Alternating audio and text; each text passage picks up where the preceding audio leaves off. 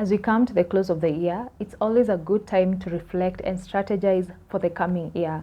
And this year has gone by pretty fast, if you ask me.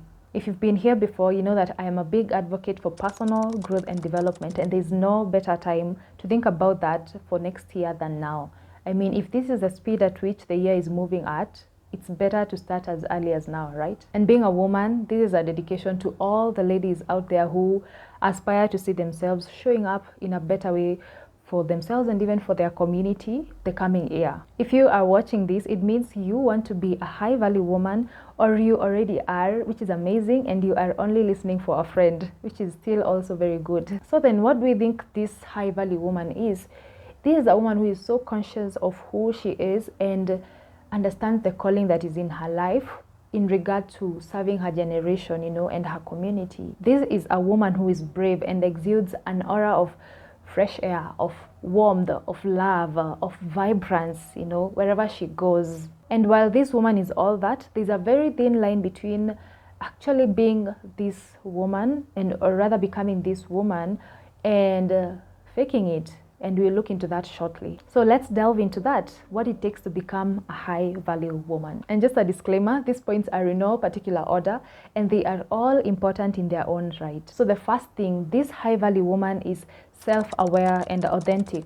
In the simplest form, self-awareness is the ability to see your true self. You get to see yourself objectively from a lot of introspection. You are able to recognize your abilities, your strengths, your weaknesses, your biases, your beliefs, and so much more. And this list is not actually limited to what I mentioned. How do you see yourself without external influences? The plain you. That is being self-aware. A high-value woman does not wait for people to tell her who she is, because she already knows. She already knows what she carries. And while saying all this, I am very mindful of the authority figures in our lives that call out the gifts and our abilities that we might not be aware of yet. This is what I mean. Say someone tells you you're beautiful. A high-value woman will respond by a heartfelt thank you. Simply thank you. But someone who is not self-aware will be like, I am? It's as though you're being surprised by the news. You don't really know that you are beautiful. You don't believe that you are. You see, there's a difference between this woman and the one who is not a high value person. The second response gives a lot of insecurities, and it shows that there's a lot of work that is needed in terms of finding themselves. And this self-awareness is closely connected to authenticity, to being authentic, because I believe that this high value woman does not pretend to be who she's not. She shows up as her true self. If she doesn't know something, she'd rather remain silent or ask. And one who is not a high value woman might end up giving a response to something just to look smart and to look like they know something, and end up mixing themselves up, and they become a laughing, like a joke. And that is really not what we are becoming here, right? There's this verse I love from Proverbs 17:28, I think so. It says that even a fool is considered wise when they remain silent. So you will never know they are fools because they decided to remain silent. And that is what it costs to become a high value woman. The action step for this would be to be very honest with yourself. Acknowledge even the ugly side of yourself, and don't try to cover it up, Instead, own it up and now work on changing that. And honestly, it's really hard to admit hard things to ourselves. Have you ever thought of things like, I should not have said that? That was a very mean thing to say. Why did I act the way I did? Like, how did you respond to that? What was your action step from that?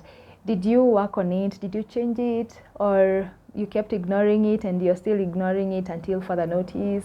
Being a high value person is acknowledging these things, acknowledging our very loose tongue sometimes, and owning it up and seeing the effect it has on people and working on changing it. And the second thing is that this high value woman is vulnerable. She's not afraid to express her emotions, the happy emotions, the sad emotions. She knows how to express what she's feeling in her heart with her words. There's this narrative that goes around that women should be tough if they want to sit at the same table with men. Oh, and here's a good one.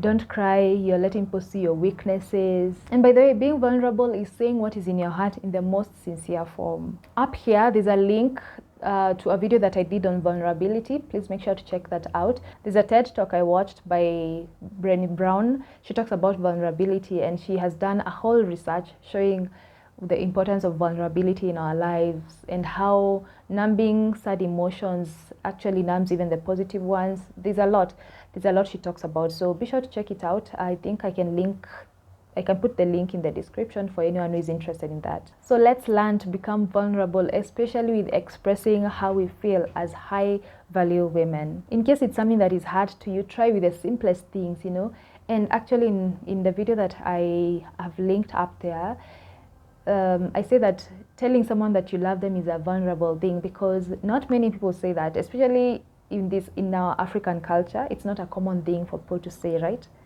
Or maybe it's just me, but I've seen it. People don't grow up saying I love you to their parents. It's something that we are picking up as we go. So let's learn to become vulnerable as women of high value. Thirdly, a high value woman seeks growth.